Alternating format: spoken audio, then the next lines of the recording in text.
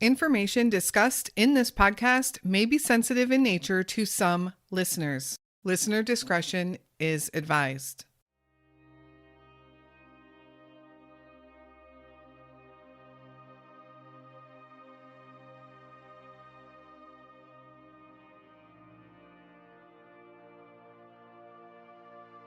Johnny and Shelly Markley married young. Shelly was just 16 years old in 1979. Their marriage was strong, however, and they went on to have 5 children together. Johnny worked as a truck driver and Shelly was a stay-at-home mom. They lived in rural Bristlvile, Ohio. Beginning in 1992, the couple would experience some hardships and some tough times. In 1992, Johnny's twin sister, Bonnie, was diagnosed with breast cancer.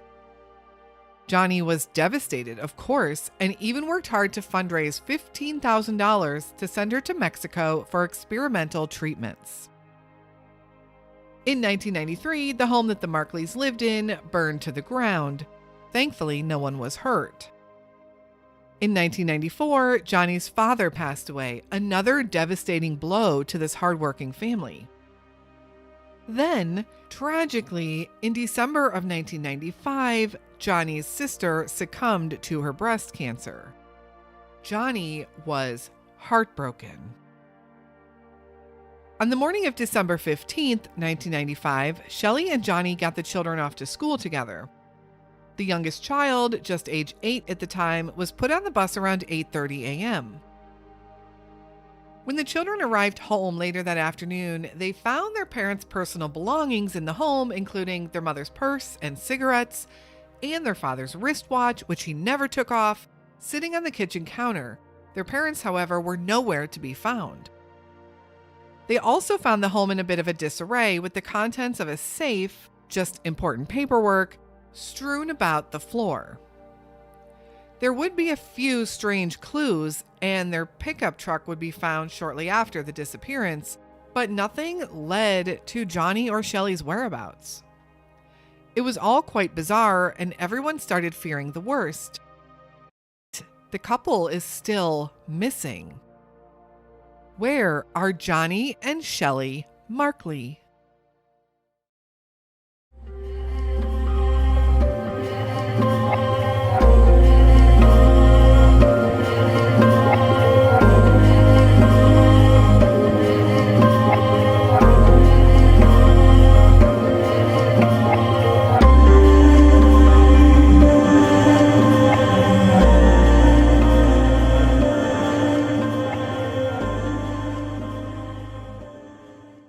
Hello, and welcome back to the Where Are They podcast and another unsolved missing persons case. Actually, 2 missing persons, a married couple, and the parents of 5 children. This case is almost something out of a movie or one of those unsolved mysteries episodes, the ones that take place in a city far away from you because it could never happen in your hometown. And in fact, this case was covered on Unsolved Mysteries. But for this rural town in Ohio, this is exactly what happened here, an unsolved mystery that has baffled everyone for over 20 years. Before we jump right into their story, I want to welcome Desiree and William to our Patreon group. Thank you so much for your support of our show. As a reminder also to everyone, all of our social media links and contact information, as well as the link to our Patreon, can be found in the show notes or by visiting our website at wherearetheypodcast.com. Now let's talk about the Markleys. Johnny Markley Jr. was born on July 8th, 1959. He had a very close-knit family, which included a twin sister named Bonnie.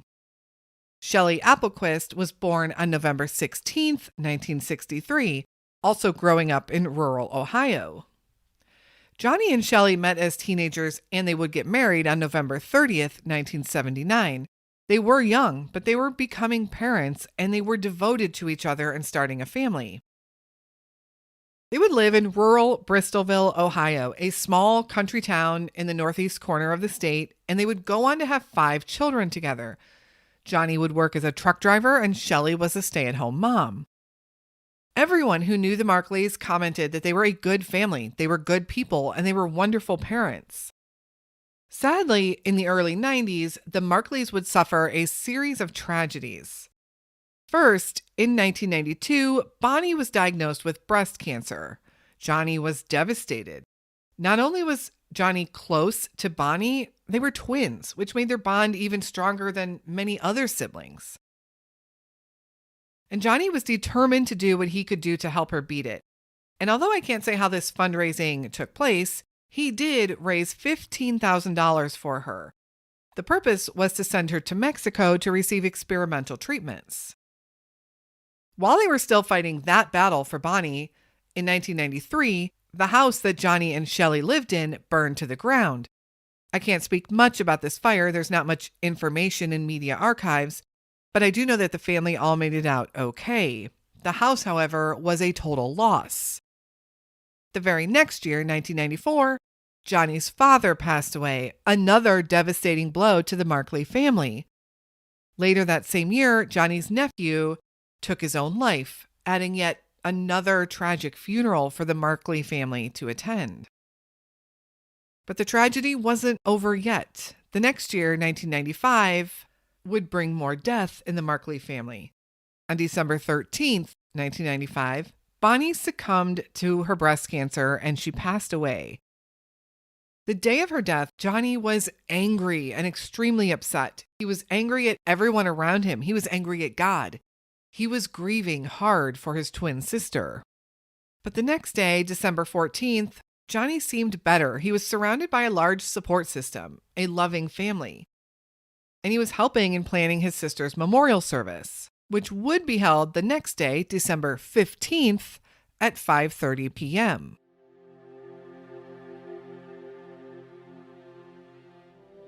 The disappearance.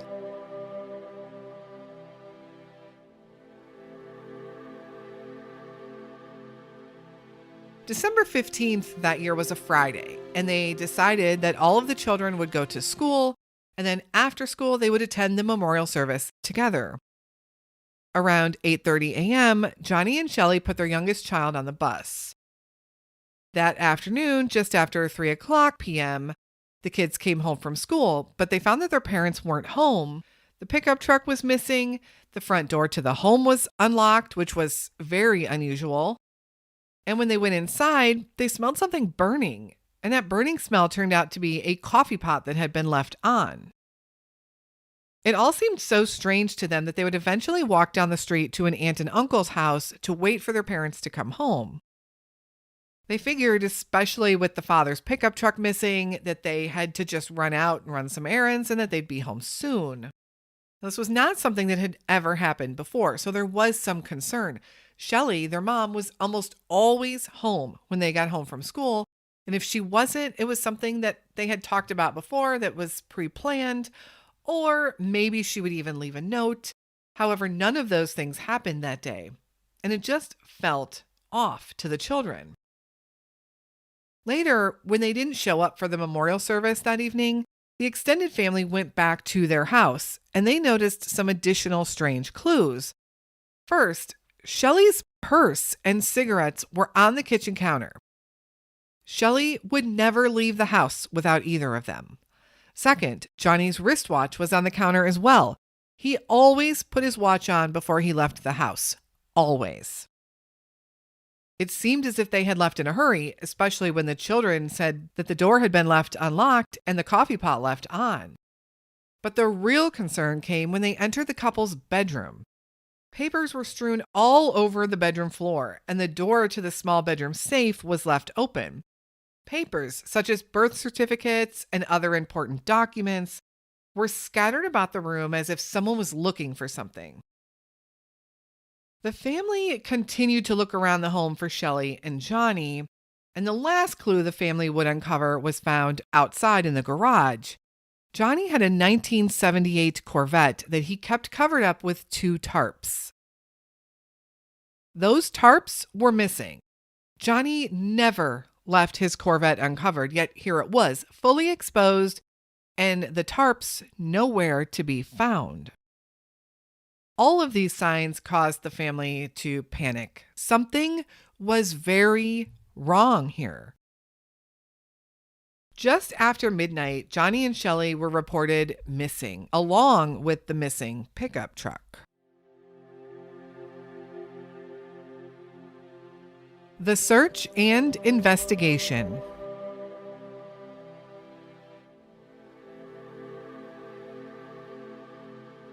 When authorities showed up at the Markley home, they were baffled. This was a small town, and crime was usually limited to petty small town issues, drugs, maybe a domestic call here and there, but nothing really major. Initially, it was thought that maybe the Markleys left town. They had been under a significant amount of stress lately, and they had a funeral and memorial service that very day. The Markleys had always been a good family. Johnny nor Shelly had any criminal background whatsoever. They weren't known to be involved in anything nefarious. Johnny just worked hard, and Shelly took care of the home and family. They also didn't have much. They were a working class family, certainly not particularly wealthy where someone might have been after their money or their assets. But of particular interest to the detectives on their case was the contents of that bedroom safe. It wasn't believed that they had any money in there, just some of their important family paperwork. And nothing really seemed to be missing, at least that anyone could tell.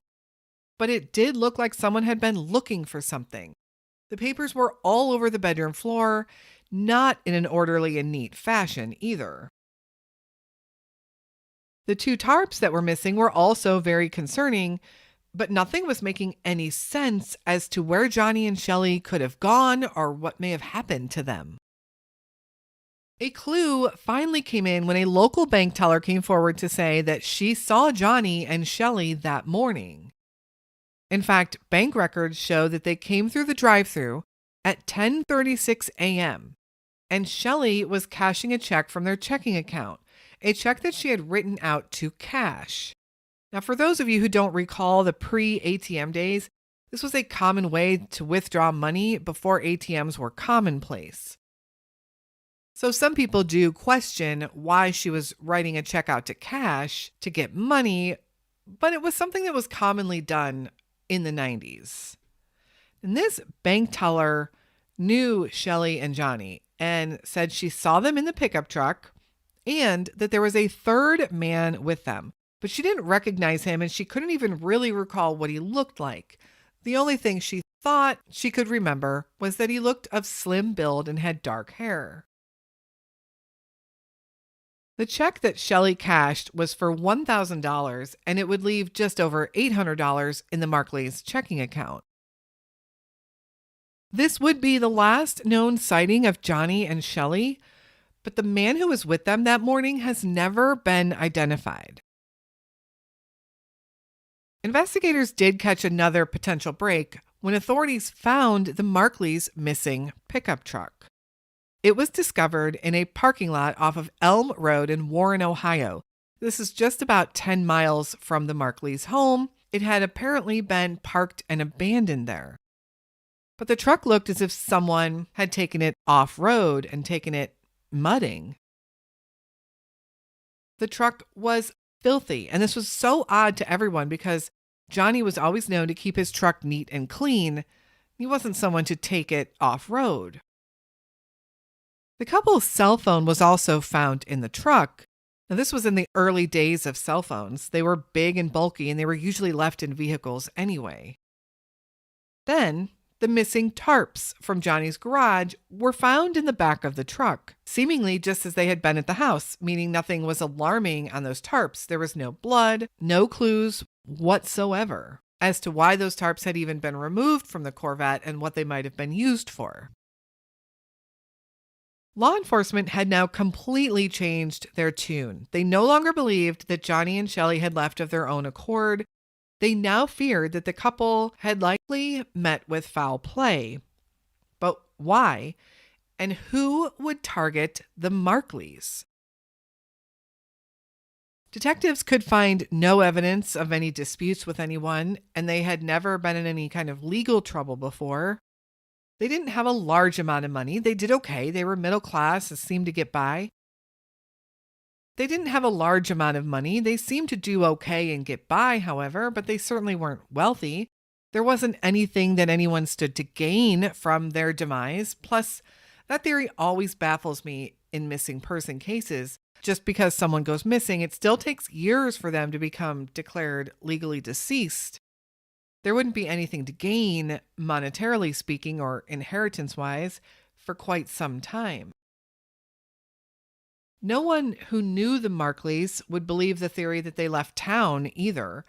Yes, they had been under a lot of stress lately, and there was certainly a lot going on in the family.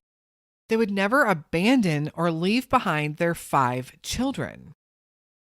So where were they?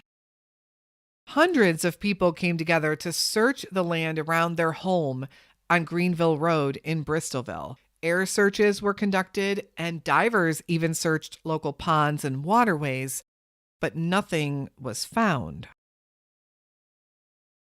Shortly after the Markleys' disappearance and after some local media attention on the case, a man by the name of Stephen Durst came forward with a ransom claim. Stephen was a former co-worker of Johnny's, and he was currently out of work. He said, in an anonymous phone call at first, that he had the couple and he was holding them hostage and would return them for $100,000. Was this finally a break in the case? Sadly, it was not really. Authorities very quickly determined that Stephen Durst was just an opportunist trying to cash in on their disappearance. While he was said to have been ruled out as a suspect in their case, there are many who believe that Stephen Durst does actually have the answers. Rumors began to swirl that before the Markleys disappeared, Stephen told some friends that Johnny owed him $1,000. With him being out of work, he desperately needed that money. And with the knowledge that there was a third man in the truck with the Markleys and they cashed a check for exactly $1,000, it sure does seem suspicious. These reports were never verified publicly, however, so we can't say for certain that all of this isn't more than just small town gossip. I did find a report, however, from the Tribune Chronicle, a local newspaper, stating that Stephen Durst was given a polygraph test in regards to the Markleys' disappearance and that he did fail that polygraph test.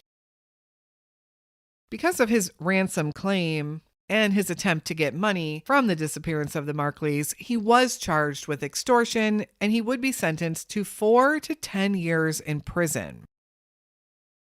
The disappearance of the Markleys was a complete mystery to everyone in the small Ohio town.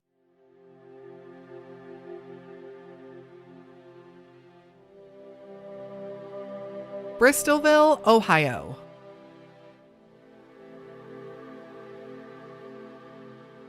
An hour east of Cleveland sits the very small and very rural town of Bristlvile. Bristlville sits on the edge of Ohio's second largest Amish community. In 1990, the Old Order Amish population in that area was around 8,000. Today, that population is over 18,000. If this paints a picture for you of green rolling hills, cornfields, horse and buggies, that's exactly what Bristlville is. As for businesses, in 1995, there wasn't much right there.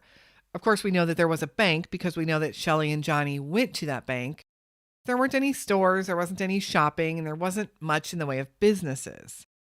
Generally, one would have to travel about 10 miles to Warren, Ohio, or 10 miles the other direction to Middlefield, Ohio, to really do any shopping or errands. And it would be Warren, Ohio, where Johnny's pickup truck would be found left in a parking lot. That truck was also found covered in mud. Where could it have traveled in the area to become so muddy? It was mid-December, and unless the ground was completely frozen, the land does have a tendency to become quite muddy. Anywhere in Northeast Ohio could have been muddy at that time. About 5 miles from the center of Bristlville is Mosquito Lake Reservoir. This lake covers over 7,000 acres of surface area and is a very popular place for all things lake related. There are campgrounds, boat ramps, a beach, and lots of wooded areas. Now, again, it was mid-December. People were not likely at the beach. But from what I've heard, the lake is still visited during the winter months. However, it is very close to where the Markleys lived. I also tried to find an exact date and time in which the truck was found in Warren, because that could tell us a lot. But from most sources, it seems the truck was found a few days after the disappearance. If that's the case, if someone did take the truck somewhere, they had almost 72 hours to get there and back. Only about an hour to the north, you'll find Lake Erie, and Bristlvile is also less than an hour to the Pennsylvania border, where you'll find a lot more rural areas, parks, lakes, rivers, etc. Depending on the window of time that the person who had the truck had, they could have went almost anywhere in the region.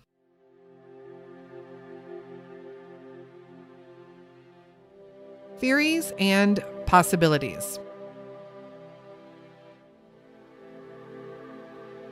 What are the theories and the possibilities here? Well, first, authorities believe Johnny and Shelly likely met with foul play based on the clues that they do have: the state of the house and the bedroom, the removal of the 2 tarps off of the Corvette, and the finding of the pickup truck in a parking lot abandoned covered in mud. This didn't look good. And friends and family will reiterate that the 2 would never walk away from their 5 children. So something must have happened. But to date, no one has uncovered any real motives or clues as to who or what. Another curious thought has to do with that $15,000 raised for Bonnie's trip to Mexico. Did Johnny do something illegal, or was he involved in something kind of off the record to get that money?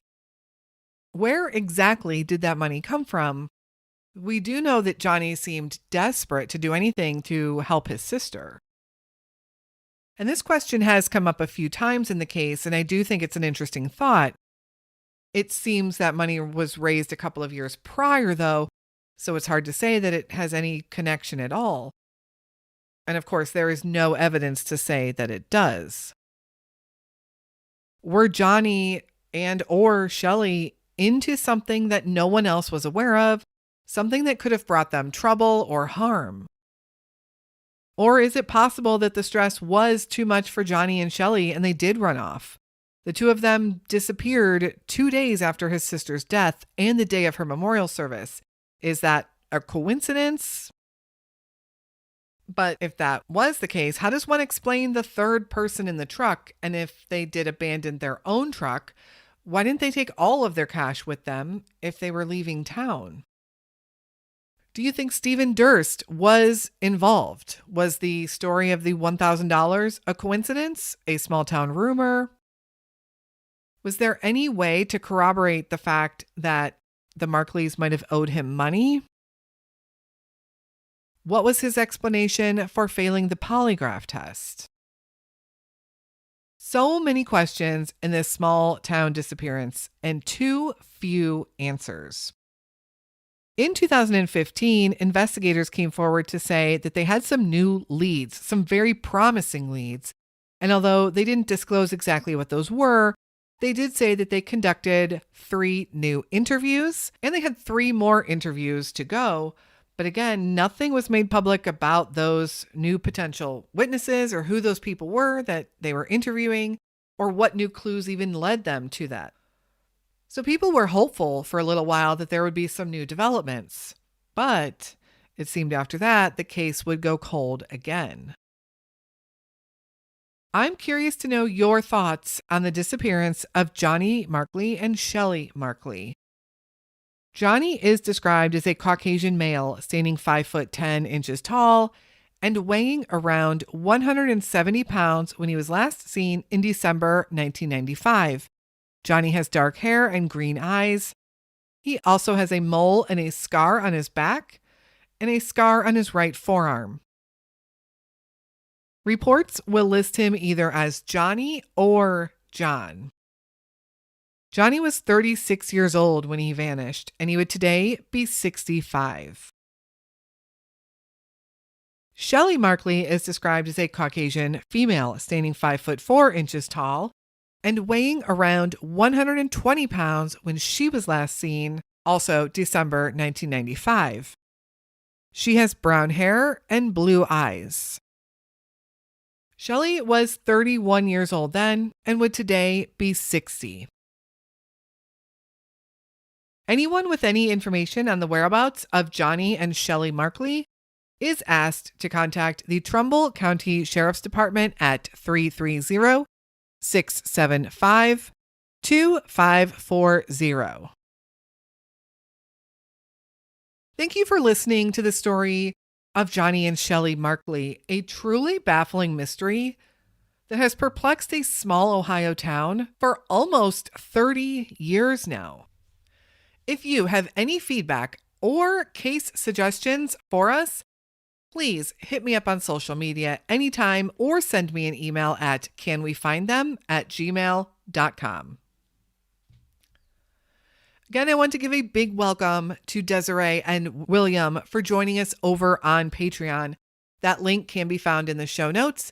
Patreon is where I can put up all of these episodes ad-free, as well as put up a few bonus episodes. We appreciate all of the patrons' support, all of our subscribers' support. And if you're looking for a way to help us out additionally, please consider giving us a 5-star review on your podcast platform of choice. These reviews help us tremendously with these cases reaching a wider audience.